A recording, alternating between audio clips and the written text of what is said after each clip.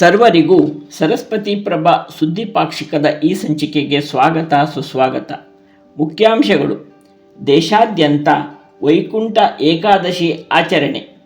ಹುಬ್ಬಳ್ಳಿ ಶ್ರೀ ಕಾಶಿಮಠ ವೆಂಕಟರಮಣ ದೇವಸ್ಥಾನ ಹಾಗೂ ಬೆಂಗಳೂರಿನ ಶ್ರೀ ಪಾರ್ಥಸಾರಥಿ ಮಂದಿರಗಳಲ್ಲಿ ವೈಕುಂಠ ಏಕಾದಶಿ ಪ್ರಯುಕ್ತ ಆಸ್ತಿಕ ಭಕ್ತರಿಗಾಗಿ ವೈಕುಂಠ ದ್ವಾರ ಸ್ಥಾಪನೆ, ವಿಶೇಷ ದೇವರ ದರ್ಶನಕ್ಕೆ ವ್ಯವಸ್ಥೆ. ಕಲಿಯುಗದ ಕಲ್ಪವೃಕ್ಷ ಸಿರುಮಲ ಶ್ರೀ ವೆಂಕಟೇಶ ಸ್ವಾಮಿಯ ಸನ್ನಿಧಿಯಲ್ಲಿ ಸಹಸ್ರಾರು ಭಕ್ತರ ಜಯಘೋಷದೊಂದಿಗೆ ವೈಕುಂಠ ಏಕಾದಶಿಯಂದು ಸ್ವರ್ಣ ರಥೋತ್ಸವ ಸಂಪನ್ನ. ಹುಬ್ಬಳ್ಳಿ ಗೌಡ ಸಾರಸ್ವತ ಬ್ರಾಹ್ಮಣ ಸಮಾಜದ ವತಿಯಿಂದ ಇದುವರೆಗೆ 4 ಕೋಟಿಗಿಂತ ಅಧಿಕ ಶ್ರೀ ರಾಮನಾಮ ಜಪ ಪಠಣ. ವೈಕುಂಠ ಏಕಾದಶಿ ಪ್ರಯುಕ್ತ ಜನವರಿ 10ರಂದು ವಿಶೇಷ ಶ್ರೀ ರಾಮನಾಮ ಜಪ ಮಹಾ ಅಭಿಯಾನವೂ ನಡೆಯಿತು. ಧಾರವಾಡದ ರಾಯಾಪುರ ಶ್ರೀ ರಮೇಶ್ ರಾಮ್ ಕಾಮತ್ ಹಾಗೂ ಕುಟುಂಬದವರ ವತಿಯಿಂದ ಡಿಸೆಂಬರ್ 29ರಂದು ವಿಶೇಷ ಶ್ರೀ ರಾಮನಾಮ ಜಪ ಮಹಾ ಅಭಿಯಾನ ಸಂಪನ್ನ. ಡಿಸೆಂಬರ್ 29ರಂದು ಮಂಗಳೂರಿನ ವಿಶ್ವ ಕೊಂಕಣಿ ಕೇಂದ್ರದಲ್ಲಿ ಚೆಪ್ಪೇಗಾರ್ ಸಾರಸ್ವತ ಸಮಾಜದ ವಿದ್ಯಾರ್ಥಿಗಳಿಗೆ ಪ್ರೇರಣಾ ಕೌಶಲ್ಯ ತರಬೇತಿ ಹಾಗೂ ವಿದ್ಯಾರ್ಥಿ ವೇತನ ಹಂಚಿಕೆ. ಮಾತನಾಡುವ ದೇವರು ಎಂದು ಭಕ್ತರಿಂದ ಕರೆಸಿಕೊಳ್ಳುತ್ತಿರುವ ಶ್ರೀಮದ್ ಸುಧೀಂದ್ರ ತೀರ್ಥ ಸ್ವಾಮೀಜಿಯವರ 9ನೇ ಪುಣ್ಯತಿಥಿ ಆರಾಧನಾ ಮಹೋತ್ಸವವು ಜನವರಿ 7ರಂದು ವೈವಿಧ್ಯಮಯ ಕಾರ್ಯಕ್ರಮಗಳೊಂದಿಗೆ ಅಲ್ಲಲ್ಲಿ ಆಚರಣೆ. ಗೊಂಗಳ್ಳಿ ಭದ್ರಗಿರಿಗಳಲ್ಲೂ ಆಚರಣೆ. ವಾರ್ತೆಗಳ ವಿವರ. ಇಂದು ಜನವರಿ 10ರಂದು ವೈಕುಂಠ ಏಕಾದಶಿಯನ್ನು ವಿಶ್ವಾದ್ಯಂತ ವಿಜೃಂಭಣೆ ಹಾಗೂ ಶ್ರದ್ಧಾಭಕ್ತಿಯಿಂದ ಆಚರಿಸಲಾಗುತ್ತಿದೆ. ವೈಕುಂಠ ಏಕಾದಶಿಯಂದು ಸ್ವರ್ಗದ ಬಾಗಿಲು ತೆರೆದಿರುತ್ತದೆ ಎಂಬ ನಂಬಿಕೆ ಹಿಂದೂ ಆಸ್ತಿಕ ಭಕ್ತರಲ್ಲಿದೆ. ಅಂದು ಪೂರ್ತಿ ಉಪವಾಸ ಇದ್ದು ಪರಮಾತ್ಮನನ್ನು ಸ್ಮರಿಸುತ್ತಾ ವೈಕುಂಠ ದ್ವಾರದ ಮೂಲಕ ಶ್ರೀ ದೇವರ ದರ್ಶನಗೈದರೆ ಎಲ್ಲ ಪಾಪಗಳು ನಾಶವಾಗಿ ಮೋಕ್ಷ ಪ್ರಾಪ್ತಿಯಾಗುವುದೆಂಬ ನಂಬಿಕೆ ಇದೆ. ತತ್ಸಂಬಂಧ ಕಳೆದ ಹಲವಾರು ವರ್ಷಗಳಿಂದ ನಡೆಸಿಕೊಂಡು ಬಂದಂತೆ ಈ ವರ್ಷವೂ ಸಹ ಹುಬ್ಬಳ್ಳಿಯ ಶ್ರೀ ಕಾಶಿಮಠ ವೆಂಕಟರಮಣ ದೇವಸ್ಥಾನದಲ್ಲಿ ದೇವರ ದರ್ಶನಕ್ಕೆ ಬರುವ ಆಸ್ತಿಕ ಭಕ್ತರಿಗಾಗಿ ದಿನವಿಡೀ ವಿಶೇಷ ದರ್ಶನದ ವ್ಯವಸ್ಥೆಯನ್ನು ಮಾಡಲಾಗಿತ್ತು. ದೇವಾಲಯವನ್ನು ಹೂಹಾರಗಳಿಂದ ಹಾಗೂ ವಿದ್ಯುತ್ ದೀಪಗಳಿಂದ ಅಲಂಕರಿಸಲಾಗಿತ್ತು. ಮುಂಜಾನೆಯಿಂದಲೂ ಭಕ್ತರು ಈ ವಿಶೇಷ ದ್ವಾರದ ಮೂಲಕ ಶ್ರೀ ವೆಂಕಟೇಶ ಸ್ವಾಮಿಯ ದರ್ಶನಗೈದು ಪುನೀತರಾಗುತ್ತಿದ್ದರು. ಬೆಂಗಳೂರಿನ ಕಾಶಿಮಠ ಶ್ರೀ ಪಾರ್ಥಸಾರಥಿ ಮಂದಿರದಲ್ಲಿಯೂ ಸಹ ವೈಕುಂಠ ಏಕಾದಶಿಯಂದು ವಿಶೇಷ ದರ್ಶನದ ವ್ಯವಸ್ಥೆ ಮಾಡಲಾಗಿದೆ. ಶ್ರೀ ಪಾರ್ಥಸಾರಥಿ ದೇವರನ್ನು ವಿಶೇಷವಾಗಿ ಅಲಂಕರಿಸಲಾಗಿದೆ. ವಿಶೇಷ ಪೂಜೆ, ಮಂಗಳಾರತಿ ಇತ್ಯಾದಿ ಕಾರ್ಯಕ್ರಮಗಳು ನಡೆದವು. ಭಕ್ತ ಬಾಂಧವರು ನಿರಂತರವಾಗಿ ಬೆಳಿಗ್ಗೆ 6:30 ಗಂಟೆಯಿಂದ ರಾತ್ರಿ 9 ಗಂಟೆಯ ತನಕ ಶ್ರೀ ದೇವರನ್ನು ದರ್ಶನಗೈದು ಪುನೀತರಾಗುವ ಅವಕಾಶವನ್ನು ಒದಗಿಸಲಾಗಿದೆ.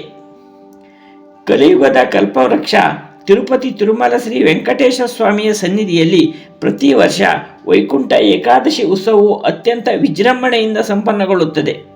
ಈ ಸಂದರ್ಭದಲ್ಲಿ ಉತ್ತರದ ವೈಕುಂಠ ದ್ವಾರದ ಮೂಲಕ ಲಕ್ಷಗಟ್ಟಲೆ ಭಕ್ತರು ಶ್ರೀ ವೆಂಕಟೇಶ್ವರ ಸ್ವಾಮಿಯನ್ನು ದರ್ಶಿಸಲು ದೇಶದ ಮೂಲೆ ಮೂಲೆಯಿಂದ ತಿರುಮಲ ಬೆಟ್ಟಕ್ಕೆ ಆಗಮಿಸುತ್ತಾರೆ.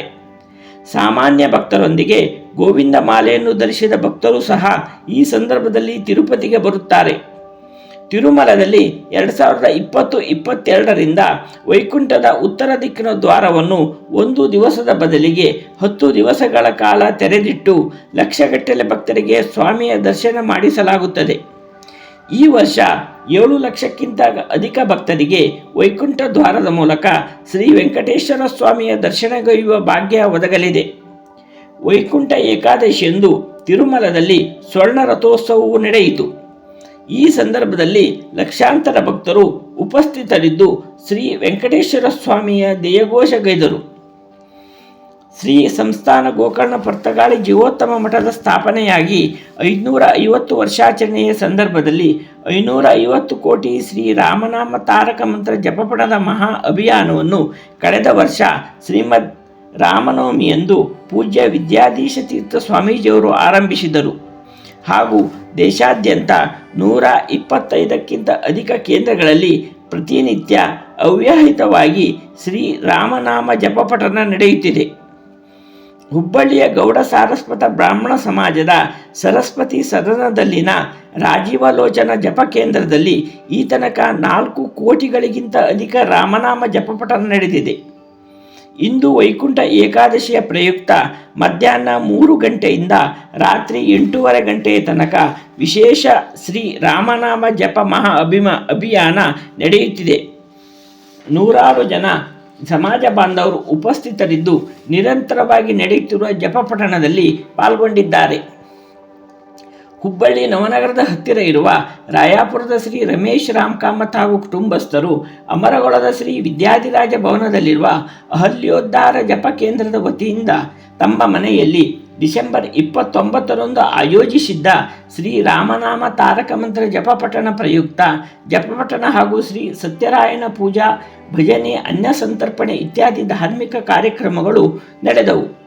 ಈ ಸಂದರ್ಭದಲ್ಲಿ ನವನಗರ, ಹುಬ್ಬಳ್ಳಿ, ಧಾರವಾಡಗಳಿಂದ ಆಗಮಿಸಿದ ನೂರಾರು ಜಪಿಕರು ಉಪಸ್ಥಿತರಿದ್ದು ಶ್ರೀ ರಾಮನಾಮ ಜಪಪಠಣೆಗೈದರು. ಶ್ರೀ ರಮೇಶ್ ರಾಮ್ ಕಾಮತ್ ಕುಟುಂಬಸ್ಥರು ಶ್ರೀ ರಾಮನಾಮ ಜಪಪಠಣದಲ್ಲಿ ಸಕ್ರಿಯವಾಗಿ ಪಾಲ್ಗೊಂಡರು. ದಕ್ಷಿಣ ಕನ್ನಡ ಜಿಲ್ಲಾ ಚಪ್ಪೇಗಾರ್ ಸಮಾಜ ಸುಧಾರಕ ಸಂಘ ರಿಜಿಸ್ಟರ್ ಮಂಗಳೂರು ಇದರ 60ಕ್ಕಿಂತ ಅಧಿಕ ವಿದ್ಯಾರ್ಥಿನಿಯರಿಗೆ ಮಂಗಳೂರಿನ ವಿಶ್ವಕೊಂಕಣಿ ಕೇಂದ್ರದಲ್ಲಿ ಡಿಸೆಂಬರ್ 29ರಂದು ವಿದ್ಯಾಕಲ್ಪಕ ವಿದ್ಯಾರ್ಥಿ ವೇತನ ಯೋಜನೆಯಡಿ ವಿದ್ಯಾರ್ಥಿ ವೇತನ ಹಂಚಲಾಯಿತು. 60 ವಿದ್ಯಾರ್ಥಿಗಳಿಗೆ ರೂಪಾಯಿ 5 ಲಕ್ಷಕ್ಕಿಂತ ಅಧಿಕ ವಿದ್ಯಾರ್ಥಿ ವೇತನವನ್ನು ಹಂಚಲಾಯಿತು. ಆರಂಭದಲ್ಲಿ ಆದ್ಯ ಎಸ್ ನಾಯಕ್ ಇವರ ಸ್ವಾಗತ ನೃತ್ಯದೊಂದಿಗೆ ಸಮಾರಂಭ ಆರಂಭವಾಯಿತು. ವಿಶ್ವಕೊಂಕಣಿ ಕೇಂದ್ರ ಅಧ್ಯಕ್ಷ ಶ್ರೀ ನಂದಗೋಪಾಲ್ ಶೆಣೆ ಇವರು ಸಮಾರಂಭದ ಅಧ್ಯಕ್ಷತೆಯನ್ನು ವಹಿಸಿದ್ದರು. ಮುಖ್ಯ ಅತಿಥಿಗಳಾಗಿ ನಾಟ್ಯಗುರು ಉಳ್ಳಾಲ್ ಮೋಹನ್ ಕುಮಾರ್, ಡಾಕ್ಟರ್ ಪ್ರಿಯಾಬಿ ನಾಯಕ್, ಶ್ರೀಮತಿ ವಿಮಲಾಬಾಯಿ ಚಪ್ಪೇಗಾರ್, ಸಮಾಜ ಸುಧಾರಕ ಸಂಘದ ಅಧ್ಯಕ್ಷ ಪ್ರೀತಮ್ ಕುಮಾರ್ ನಾಯಕ್, ಪ್ರಧಾನ ಕಾರ್ಯದರ್ಶಿ ಎಂ ಮುರಳಿ ಮನೋಹರ್ ನಾಯಕ್ ವೇದಿಕೆ ಮೇಲೆ ಉಪಸ್ಥಿತರಿದ್ದರು. ಈ ಸಂದರ್ಭದಲ್ಲಿ ನಾಟ್ಯಗುರು ಉಳ್ಳಾಲ ಮೋಹನ್ ಕುಮಾರ್ ಇವರನ್ನು ಸತ್ಕರಿಸಲಾಯಿತು. ನಂತರ ವಿದ್ಯಾರ್ಥಿಗಳಿಗೆ ಪ್ರೇರಣಾ ಕೌಶಲ್ಯಕ್ಕೆ ಸಂಬಂಧಿಸಿದ ತರಬೇತಿ ಕಾರ್ಯಾಗಾರವನ್ನು ಉಡುಪಿ ವಿದ್ಯಾಶ್ರೇಣಿ ಮತ್ತು ಹೆಸರಾಂತ ರಂಗಭೂಮಿ ಕಲಾವಿದ ನಿರ್ದೇಶಕ ಜಗನ್ ಪವಾರ್ ಇವರು ನಡೆಸಿಕೊಟ್ಟರು. ನೆರೆದ ಪೋಷಕರಿಗೆ ಮಾರ್ಗದರ್ಶನ ಮತ್ತು ಮಾಹಿತಿ ಕಾರ್ಯಾಗಾರವನ್ನು ಸುಮತಿ ಗಜಾನಪೈ ತೊನ್ಸೆ ಇವರು ನಡೆಸಿಕೊಟ್ಟರು. ಭಕ್ತರಿಂದ ಮಾತನಾಡುವ ದೇವರು ಎಂದು ಕರೆಸಿಕೊಳ್ಳುತ್ತಿರುವ ಶ್ರೀ ಸಂಸ್ಥಾನ ಕಾಶಿಮಠದ ಶ್ರೀಮದ್ ಸುಧೀಂದ್ರ ತೀರ್ಥ ಸ್ವಾಮೀಜಿಯವರ 9ನೇ ಪುಣ್ಯತಿಥಿ ಆರಾಧನಾ ಮಹೋತ್ಸವವು ಜನವರಿ 7ರಂದು ವೈವಿಧ್ಯಮಯ ಕಾರ್ಯಕ್ರಮಗಳೊಂದಿಗೆ ಎಲ್ಲೆಡೆಯೂ ನಡೆದವು.